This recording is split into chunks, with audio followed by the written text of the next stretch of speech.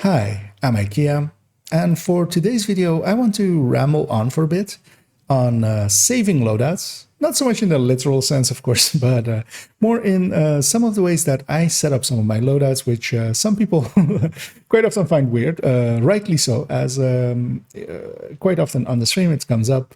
Why do I have some loadout slots saved with 5 pieces of a gear set, or sometimes 2 pieces of a Cheska when it does not make sense? I'm not going for hazard protection or something. And I briefly just wanted to discuss that, as I think it is an interesting topic, and one thing that as well that I want to impart onto people to maybe do themselves as well. As the reason why I do that is to make some loadout slots multifunctional. They'll take some of the exotics or gears or a brand piece from a different build, which will go in, and in different ways, in putting in different pieces, they will become different style of builds. So yeah, let me show you, for instance, here an example to start off with, and then we'll go on into some of the examples that I can provide you. As here we are with a negotiator setup, and we're also on my alt account, where I have several of these kinds of builds, where I've set them up to be ran in several different ways in one loadout slot. As for instance, here we have a negotiator, which should look normal. It is with a coyote mask, with a Fenris obliterate chest, landing on decently good crit chances and crit damages, set up to have a hole for the coyote and such. This is a normal looking build, but quite often a lot of people are confused when they see me load this up starting out on stream, especially and such, is that it is saved like this, with for the uninitiated, with one too many pieces of negotiator, because yeah, you get bonuses up to 4 pieces. The 5th piece does not provide you any bonus, so you're just wasting that if you were to run it this way. But of course, this build is saved this way. It never gets ran this way. And the reason it is set up this way is, yeah, as you saw a second ago, I can put in a coyote's mask. So for instance, on this character, I have a bunch of loadouts, of course, as for instance, as well as visible from my build collection. And on them as well, I keep usually all of the exotics that they will use. So for instance, all my characters will usually have a coyote in their inventory. They'll likely have a memento as well in their inventory, stuff like that. The exotics that get used a lot. And of course, from the other loadouts, I usually do make a conscious effort to, for instance, here we were running it before with a coyote mask and was set up to work well that way. Here we're gonna, for instance, instead of keeping the negotiator backpack and having a little bit more spread damage, I can put it in this Grupo backpack, and the Grupo with the Fenris, keeping this mask and then having just 1 crit chance roll here. And that's also why this one is set up in this way with the crit chance mod, landing on a very decent 58-176.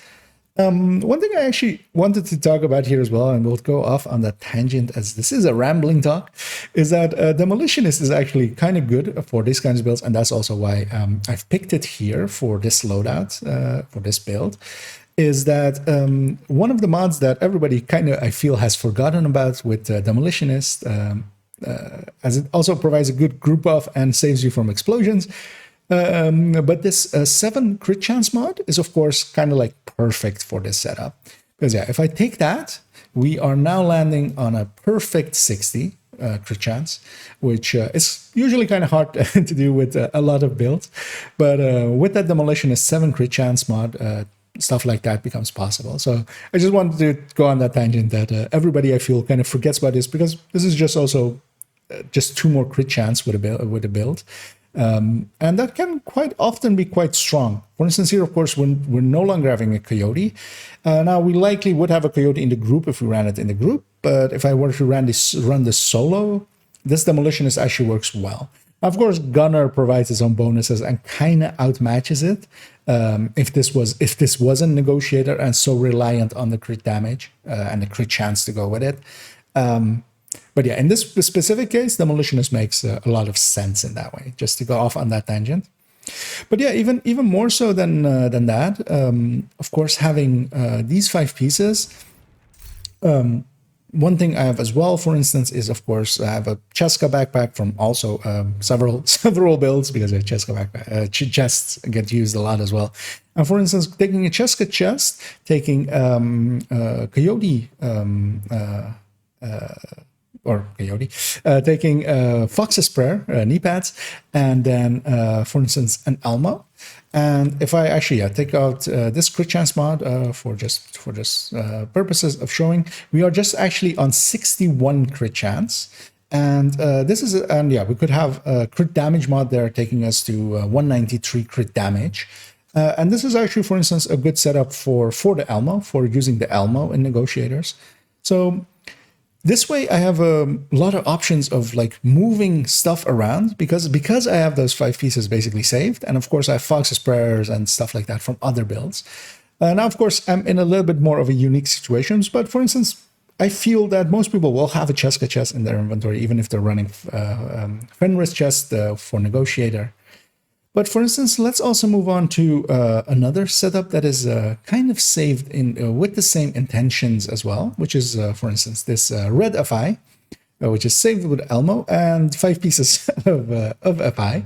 And this is actually how I save both of my loadouts on both of my accounts with it. And that is actually set up with all crit damage rolls, 1 crit chance in the mask as well. And then, of course, Cheska backpack. And this is set up perfectly to go either Coyote Mask, where it lands on 52, 173. And instead of that as well, if I keep this other mask, and this mask, yeah, it should have basically a crit chance and a crit damage to make up for losing a little bit for going BTSU, which is, of course, the other variant that I quite enjoy. Now, this one, of course, still lands on 52, 149 if the mods were all full. But this build, of course, is also set up to be a support build. So it's going to be ran in a group, and I'm expecting basically Coyote to pick me up to 60. But in doing so, it is basically set up to either be a Coyote version, which is a bit more damaging, can provide that Coyote buff as well.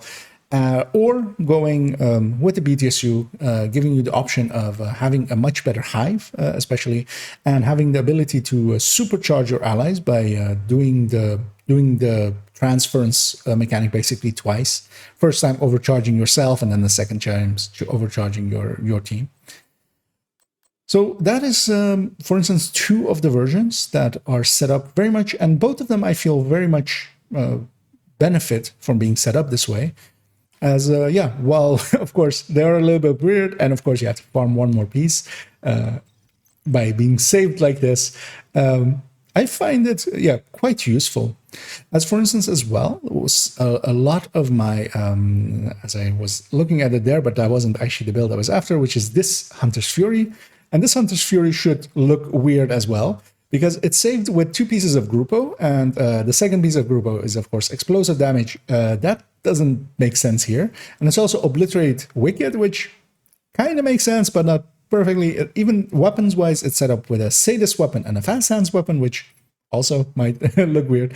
But of course, this is set up for one specific way, and that is that either this goes in with a Memento backpack, becoming an Obliterate, which is this Memento backpack, which becomes an Obliterate version with Memento, with extra blue cores. Or I keep that Wicked backpack of Grupo, and I put in a Ridgeway, and now it has become a Ridgeway version. And that's also why these 2 weapons are here. So if I'm going the Ridgeway version, then the Sadist becomes my primary weapon. If I'm going the other way, the Sadist doesn't make sense at all, and then I'll be taking this MPX. And this, actually, the Ridgeway version is how it is saved on my build collection, or shown on my build collection. And that is because I already, of course, have a Memento version as well on there. Now, of course, it's not the optimal Memento version, because the optimal Memento version is to have the crit damage mod there and having a Cheska chest. But being a little bit off optimal isn't a big issue for me, because I like having that Grupo chest as well at the ready. And this loadout is basically saving that for some other loadouts where I do use that Grupo chest. For instance, that same Grupo chest gets used actually that Grupo backpack gets used in this build for an ongoing directive thing. And that's something that I do quite often do. For instance, this Cheska chest is, of course, in that position and used for several builds in a row there, as it keeps, of course, being reapplied between those. As Cheska is, of course, one of the better brands choices for a single piece. And that very much shows a few of the options. Let's move on over to my main account, where I also have a few other ones, and let's have a look at them, and then we'll conclude this video. And to continue on, while this build isn't specifically actually exactly that of a dual build saved, one thing I did want to show as well is, of course, this, for instance, is a glass version of Eclipse with a golden chest, although, of course, nowadays you should do this with an electric chest, which is much easier to get. But I wanted to show this one as well, as, for instance, what I do keep in my inventories, for instance, on the characters that don't have what I usually call the baseline Eclipse, which is like with an electric piece in either the holster, knee pad, or glove slot. In my case, the glove slot usually. Is that this, of course, plays quite a little bit differently than a normal baseline Eclipse. But I have the pieces, for instance, here, a chest and a golden glove, in this case, to take it over and become a normal version of Eclipse. And I always find that quite useful. And those two pieces aren't then, of course, not saved in it. It is saved as a glass version, but I have the pieces to swap it over. Same, for instance, on this same character for the striker that they have. This is actually the chest striker. It is saved with the Grupo because the Coyote will always be in my inventory. So just to have that stay in my inventory, as if a piece is not marked as a loadout, I'm likely to remove it unless it is, for instance, an Eclipse piece. Eclipse pieces I know to keep most of the time. But yeah, for instance, this, of course, is how it kind of shows up on the build collection as a chest striker. But then from a different loadout, I have a Cheska chest, which then goes in, and I keep around a striker holster, which isn't actually part of a loadout, but I remember to keep this in her inventory, and this then goes in, and then now it is a obliterate variant of striker. Now, of course, for most people, you will have plenty of loadout spaces, especially if you have multiple characters and such. It takes a while to fill everything up, as I have. So you can kind of save it in both ways. But yeah, for me, loadout spaces are at a premium, as all of them are filled, very much so. So yeah, it becomes a thing of me trying to jam as many builds basically into loadout slots, even by dual sourcing them. So for instance, here again we're with a negotiator, and once again it is a little bit weird. This is one of the reworks that recently I did for the build collection. And this one, of course, is even with Technician and 6 skill tiers and 5 pieces of a Negotiator. And this is very much the TurDro hybrid for Negotiator setup. And this one is then set up, of course, to either take a Coyote into it, making it a Coyote version, which is the version I actually kind of prefer. Or it can keep that negotiator mask with that core, and then it will take an memento and become a memento variant of it. Although, of course, now it's one yellow core too many, but also this sacrifice is then, of course, set up in crit chance, crit damage way, and of course have a sacrifice from a glass red build on this character, on her glass red, basically her high-end glass red. And then that chest comes in. And in that way, I can either, make it a Coyote version with the sacrifice or a Memento version with the sacrifice. So both are quite valid, especially with a TurDro build like this. Memento kind of makes sense. Although I kind of like that spread mechanic, especially with this build. So I kind of usually go with the backpack of Negotiator and then the Coyote to bump up my crit chance. And on her as well, if we actually just go, as she has also one other one, if I remember correctly, which actually is her, let me double check that it's actually just one, as I didn't check before starting this segment. But I have this one as well, and this one should look weird, especially in the chest and the backpack. We have two pieces of Cheska. It's not really set up to be a hazard protection build, but this is actually her high-end tech tank, and it either takes this crit damage backpack, if I remember correctly, and becomes just the Elmo version of a high-end tech tank. And these are, of course, all on the build collection. If you're interested in seeing them more in depth, they're linked down below. All my builds are. Although, of course, I say that then, but then this build isn't, which is that it was saved, of course, like this with this wicked backpack. And of course, it also even has this Sadist secondary, kind of in the same way as the Hunter's Fury was earlier. And this, of course, is to make it a Ridgeway version like this. And this is somewhat of a DZ kind of build.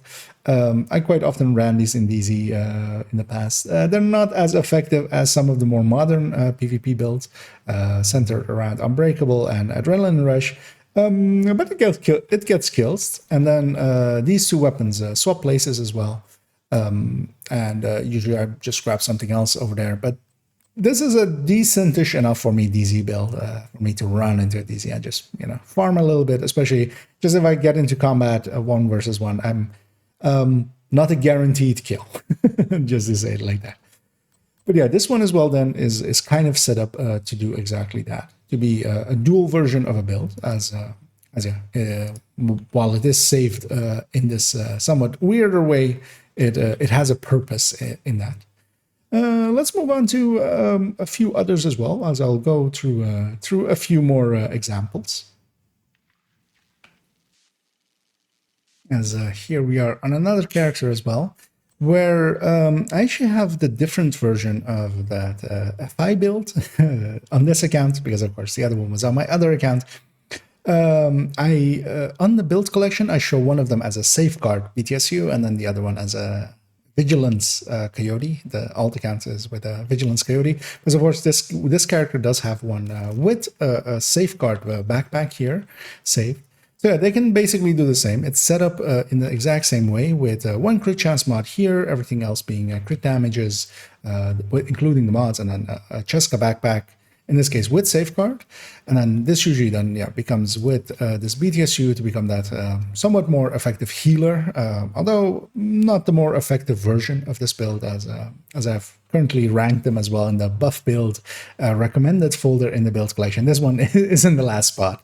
It does have for some purposes, and I quite actually enjoy this personally in 4-man content, but is not the most recommended version.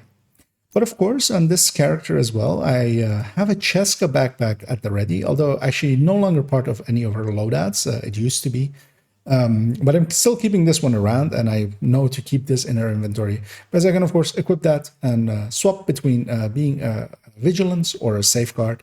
And of course, even I could have a free talentable backpack moved over to her, and I could just do it with a recalibration, although, of course, I usually don't recalibrate that often. I would rather just have the two backpacks. And this, of course, is saved as well in the same way, where I can, if I put in back that FI glove, this can go with a coyote and become basically a carbon copy of the other one. It is saved with a Mark 16, but it is meant to be ran with the Elmo. That Mark 16 is only in that slot, basically to keep that in her inventory as a weapon for when I want to do ammo conservation with my AR. But yeah, the Elmo is also always in her inventory, and we'll just override that. Because yeah, otherwise it is a little bit too low on crit chance and crit damage. Although for Encounter it kind of works as well still. But yeah, the Elmo is quite useful for builds like this, where they were a little bit more crit starved, kind of like Strikers, but all of these like buffing builds kind of as well benefit quite from it, except Ongoing Directive, which has its own issues when it comes to Elmo. But yeah, this character as well has again has a loadout like that saved. and as well, actually, one more to show as well. As for instance, here even for the striker, her TechTank is the striker variant. And I actually keep a Cheska chest, although actually this part from a different build actually, but I also keep a striker mask here, and that's as well kind of in the same vein of what I did with the normal striker, is to have the option to go and become an with striker chest or without striker chest striker. And of course I could actually save this as being with these 5 pieces in there, and then basically just dumping in a piece of Cheska either in the mask slot or in the chest. So these are also kind of in dual purpose in that way, because yeah, they do play a little bit differently. Some of them have this one has a bit more doesn't need to stack as high, although actually I quite like the stacking version, because especially with the TechTank, I kind of feel I can go in close, stick my weapon into someone and stack the 200 on them. And yeah, let's move on to even a few others as well. And to kind of end it off here, I'll be showing one more character, mostly to show off one other concept as well for when saving loadouts. Although first I'll show off this negotiator, which is actually the same as the other account's negotiator, although with a crit damage mod and with double crit damage here, where it used to be with 1 crit chance being somewhere on the mask with the other account. And this one's more set up to take an Elmo, especially in that way. And in the same way, it can take either a Coyote, it can take a Grupo backpack, which I believe she has as well. Yeah, she has a Grupo backpack at the ready for it from another loadout. It can take a Contractors with a Cheska chest with Obliterate to become an LMG version. It can take a Fox's Prayer, become either an Elmo version or a rifle version together again with that Cheska chest.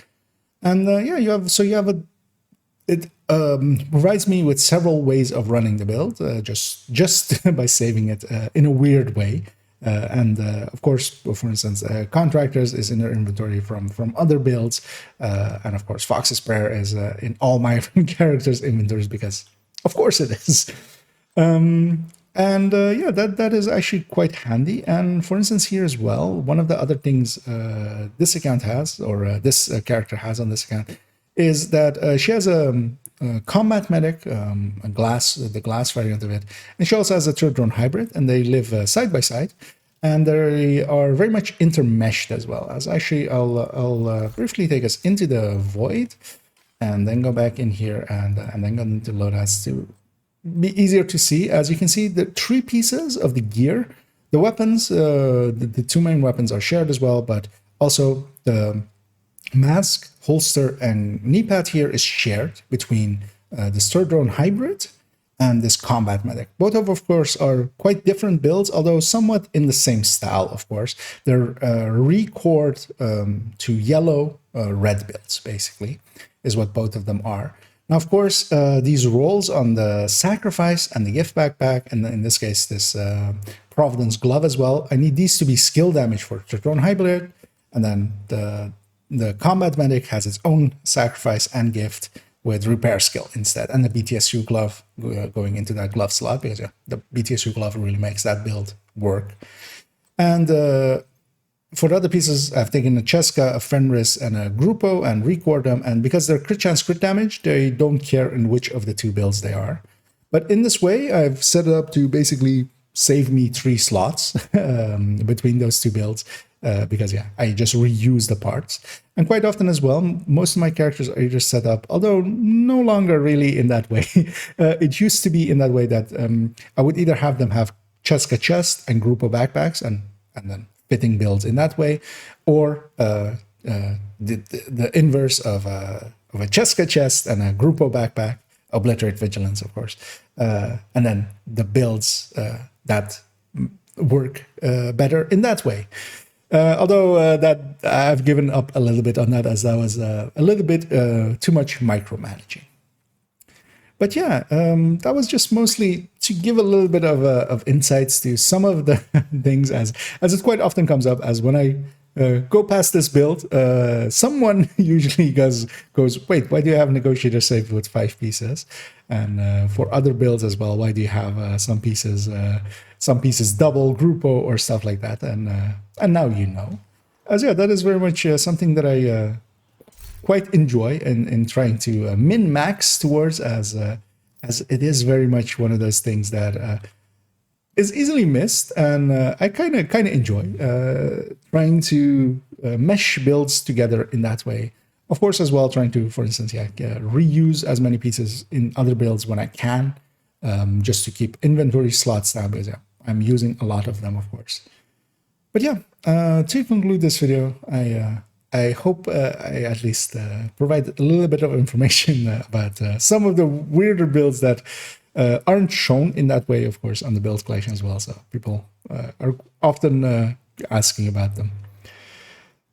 And yeah, I very much recommend setting up builds in those ways so you can use them in different ways. And especially if you're running out of loadout slots, it can be handy to mesh builds together. If you have several strikers, for instance, to like basically save them all together into one loadout slot and then just put in a Cheska piece on the spot that you wanted, either chess or one of the minor pieces. As yeah, for upcoming videos, as I did say actually that the damage calculation video and the Heartbreaker TechTank showcase would be coming soon.